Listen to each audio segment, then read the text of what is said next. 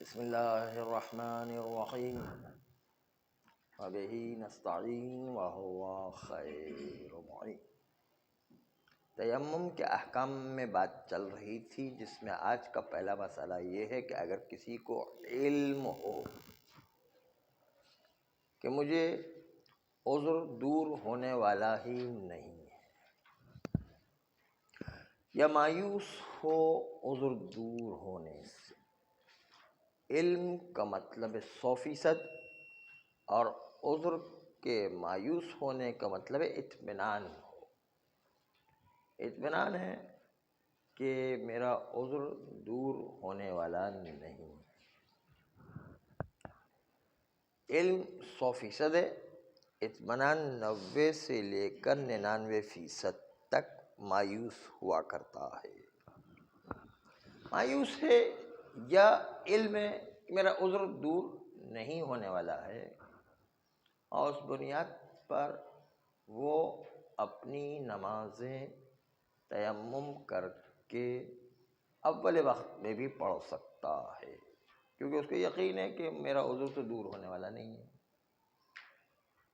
لیکن اگر کسی کو ذرا بھی احتمال ہے کہ میرا عذر دور ہو جائے گا، تو ایسی صورت میں دور ہو جانے کا احتمال ذرا بھی آ گیا تو پھر انتظار کرے گا، اور آخر وقت تک انتظار کرے گا۔ اگر پانی مل گیا تو وضو غسل کر کے نماز پڑھے گا، پانی نہیں ملا یا عذر برطرف نہیں ہوا تو اس کے بعد تیمم کر کے آخر وقت میں نماز پڑھے گا۔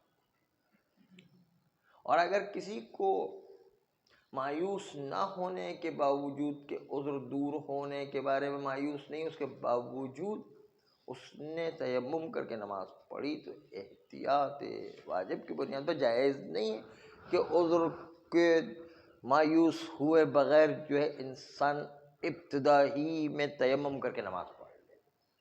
نہیں، اس کو انتظار کرنا، اور شروع میں ہی تیمم کر کے نماز نہیں پڑھ سکتا ہے، آخر تک انتظار کرے گا جب اس کو احتمال ہے کہ میرا عذر دور ہو سکتا ہے۔ یہ تو تھی عام نمازوں کی باتیں۔ ہاں، اگر اس نے پہلے پڑھ لی تو دوبارہ پڑھنا پڑے گا۔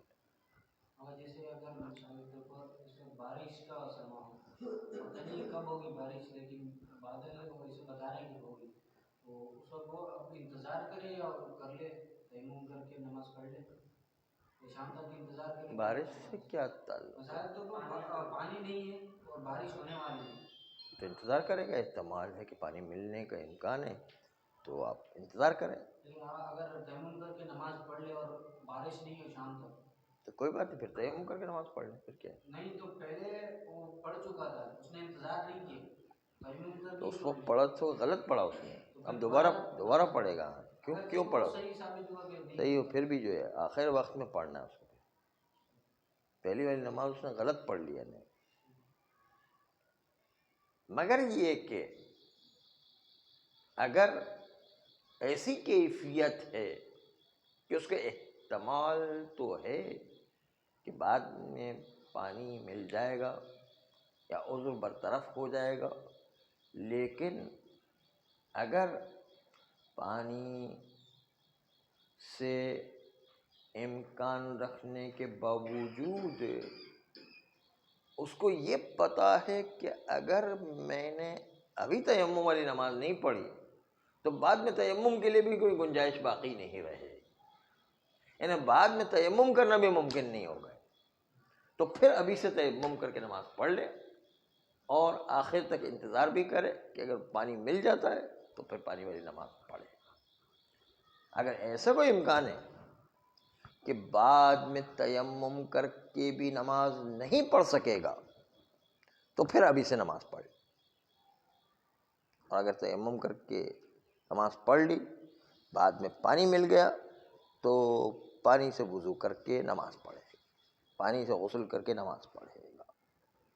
نہیں ملا تو وہی پہلی والی نماز کافی، یہ اس صورت میں کافی ہے، عام حالات میں کافی نہیں ہے۔ جب تیمم کی گنجائش ہمیشہ موجود ہوتی ہے تو پھر عام حالات میں صحیح نہیں ہے۔ جس طریقے سے عام ادا نمازوں میں مسئلہ ہے، قضا نمازوں میں بھی یہی مسئلہ چلتا ہے. یعنی اگر کسی کو یقین ہے یا کسی کو اطمینان ہے، مایوس ہے کہ عذر برطرف نہیں ہو سکے گا، تو اپنی قضا نمازیں بھی تیمم سے پڑھ سکتا ہے. قضا نمازیں بھی تیمم سے پڑھ سکتا ہے، کیونکہ اس کو پتہ ہے کہ میرا عذر دور ہونے والا نہیں ہے. جب قضا نمازیں جو ہے تیمم سے پڑھ سکتا ہے تو اس کا مطلب یہ کہ اگر احتمال ہے کہ میرا عذر دور ہو سکتا ہے تو پھر قضا نماز کے لیے پانی کا انتظار کرنا ہے. احتمال ہے نا، تو پھر قضا نماز کے لیے بھی پانی کا انتظار کرنا ہے. اور اگر کسی کو مایوسی نہیں ہے عذر کے برطرف ہونے کی، پھر بھی وہ اول وقت میں تیمم کر کے قضا نمازیں پڑھے تو وہ نمازیں درست نہیں، جائز نہیں اس کے لیے، بلکہ اس کو انتظار کرنا چاہیے. جب اس کو پتہ ہے کہ پانی مل جائے گا یا عذر برطرف ہو جائے گا تو اس کو انتظار کرنا چاہیے. اول وقت میں قضا نماز نہیں پڑھ سکتا، بلکہ اس کو بھی ادا نماز کی طرح انتظار کرنا ہے. انتظار کرنے کے بعد آخر وقت تک جو ہے پانی نہ ملے یا عذر برطرف نہ ہو تو پھر تیمم کر کے نماز پڑھے. اگر پانی مل جاتا ہے تو وضو یا غسل کر کے نماز پڑھے.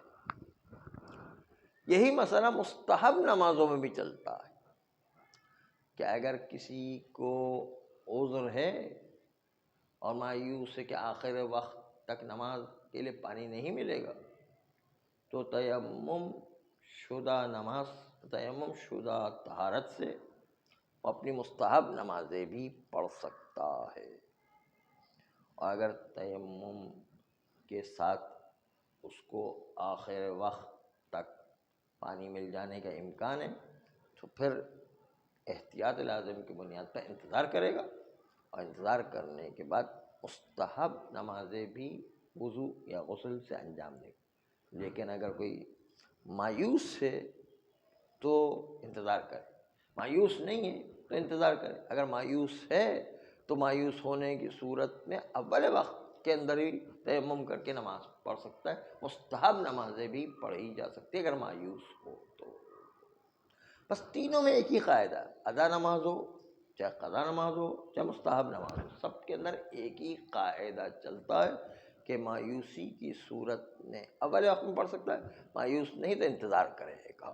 یہ اصل قانون یہ بنا ہے. آئیے دوسرا مسئلہ شروع کرتے ہیں. دوسرا مسئلہ یہ کہ اگر کوئی احتیاطاً غسل جبیرہ بھی انجام دیتا ہے اور تیمم جبیرہ بھی انجام دیتا ہے اور اس سے نماز پڑھ رہا ہے، دونوں جو ہے احتیاطاً کبھی کبھی ایسا مورد آ جاتا ہے کہ انسان کے مراجع کی طرف سے فتویٰ ہوتا ہے کہ احتیاطاً دونوں چیزوں کا جمع کرے، یعنی غسل جبیرہ بھی انجام دے اور تیمم بھی انجام دے. مثلا اس کے ایک سر میں چوٹ لگی ہوئی ہے، سر پر چوٹ لگی تو اس کے نتیجے میں پورے سر پر جبیرہ بندھا ہوا، غسل کرنے کی گنجائش نہیں ہے، کیونکہ غسل کرے گا تو زخم کو نقصان پہنچے گا. غسل جنابت کرنا ہے تو غسل کو سر کو نقصان پہنچے گا زخم کی وجہ سے، تو غسل جنابت تو نہیں کر سکتے، تیمم کرے گا. تیمم کرے گا ساتھ ساتھ غسل جبیرہ بھی انجام دے گا، یعنی جہاں زخم ہے وہاں پٹی بندھی اوپر سے گیلا ہاتھ خالی پھیرے گا. جو پاک پٹی پر گیلا ہاتھ پھیرنا لازمی ہے غسل جبیرہ میں.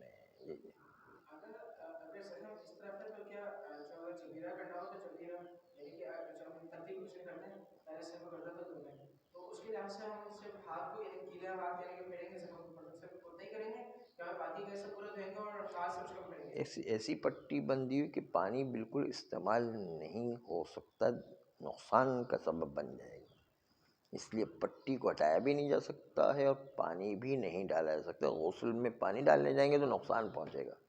تو اب کیا کریں گے؟ اسی پٹی کے اوپر گیلا ہاتھ، جو پٹی اگر نجس ہے تو اس پر ایک پاک کپڑا رکھ کے اس کے اوپر سے گیلا ہاتھ پھیریں گے، جبیرہ ہو جائے گا. ہاں ہاں، گیلا ہاتھ پھیرنا ہے. وہ پانی ڈالنے کے بجائے گیلا ہاتھ پھیرنا ہے اس کے اوپر، جبیرہ کے اوپر. اس جو ہے وہ پٹی ہے اس پر گیلا ہاتھ پھیرنا ہے. پاک پٹی ہو تو ٹھیک، ورنہ پاک کپڑا رکھ کر اس پر گیلا ہاتھ پھیرنا ہے. جبیرہ غسل ہو جائے گا. باقی سب حصے پہ پانی ڈالے گا انہیں، لیکن صرف سر جہاں پر زخم ہے وہاں پر پانی نہیں ڈال سکتا ہے. صرف ایک جگہ پر پانی نہیں ڈال، باقی تو سب جگہ پانی ڈال سکتا ہے. چنانچہ ایک جگہ پر خالی گیلا ہاتھ پٹی پر پھیرے گا اور غسل جبیرہ ہو جائے گا. صاحب یہاں پر جو ہے کپڑا جو ہے وہ باریک ہونا چاہیے یا وہ کوئی پردہ نہیں کرنا ہے، باریک کپڑا بھی چل جائے گا انشاءاللہ. صرف نجاست سرایت نہ کر. ہاں، اس پٹی پا کے تو اسی پر ہاتھ پھیر دو، ٹھیک کافی ہے. تو پتلا کپڑا بھی چل جائے گا، کیونکہ پردے کا مسئلہ نہیں ہے یہاں پر. تو جب ہاتھ پھیرنے کا مسئلہ، لیکن اتنا پتلا نہ ہو کہ جس کی وجہ سے نجاست جو ہے ہاتھ میں آ جائے. ہاں ہاں، جہاں پر پٹی بندھی ہوئی پانی نہیں ڈال سکتے ہیں وہاں پر گیلا ہاتھ پھیرنا پڑے گا. جہاں جہاں پٹی بندھی ہوئی اور ہٹا نہیں سکتے ہیں، پانی نہیں ڈال سکتے، وہاں پر گیلا ہاتھ سب جگہ پھیرنا پڑے گا. خالی اوپر سر پر یوں نہیں پھیریں گے بلکہ پورے پر گیلا ہاتھ پھیرنا پڑے گا. آغا صاحب یہاں پر جو ہے نجس سے کیا مراد ہے؟ مثلاً خون لگا ہوا ہو یا خون ہے یا کوئی اور نجاست ہے، کوئی بھی نجاست لگی ہے یا متنجس ہے، یعنی پٹی کا پیپ اور خون ساتھ مل گیا تو وہ بھی نجس ہو گیا. یعنی کوئی بھی نجس ہو، وہ اس میں پٹی بندھی ہوئی ہے، پٹی نجس ہو گئی تو اس کے اوپر کپڑا رکھ کر کے اس کے اوپر سے گیلا ہاتھ پھیریں گے تو اس سے جو ہے وہ جہاں جہاں پٹی بندھی ہے غسل میں تو سب جگہ پر ہاتھ پھیرنا ہے. تو غسل جبیرہ بھی انجام دے گا اور تیمم بھی انجام دے گا احتیاطاً. تو اس کے نتیجے میں دونوں کو جب انجام دیے تو اب طہارت حاصل ہو گئی. اس کے بعد اب وہ نماز پڑھ سکتا ہے. جب نماز پڑھی تو نماز کے بعد اگر حدث اصغر صادر ہوا، مثلا نماز کے بعد وہ پیشاب کرنے چلا گیا تو حدث اصغر صادر ہو گیا. اس کے نتیجے میں اب آئندہ نمازوں کے لیے اس کو وضو کرنا پڑے گا. غسل کی ضرورت نہیں ہے، خالی وضو کرے گا کفایت کرے گا.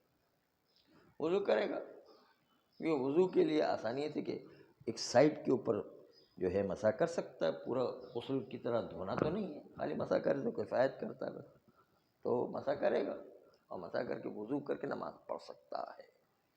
لیکن اگر نماز پڑھنے سے پہلے پیشاب صادر ہو گیا تو اس کے نتیجے میں اس نماز کے لیے بھی جو ابھی پڑھنا چاہتا ہے اس کے لیے بھی وضو کرنا ہوگا.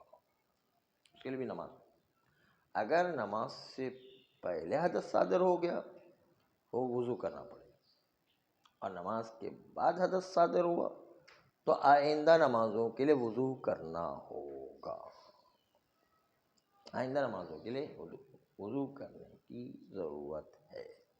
آئندہ نمازوں کے لیے انسان وضو اس لیے کرے گا کہ غسل تو ہو چکا تھا، وہ غسل جبیرہ بھی ہوا تھا اور تیمم بھی ہوا تھا، اس لیے غسل تو ہو چکا ہے، غسل جنابت تو ہو چکا ہے.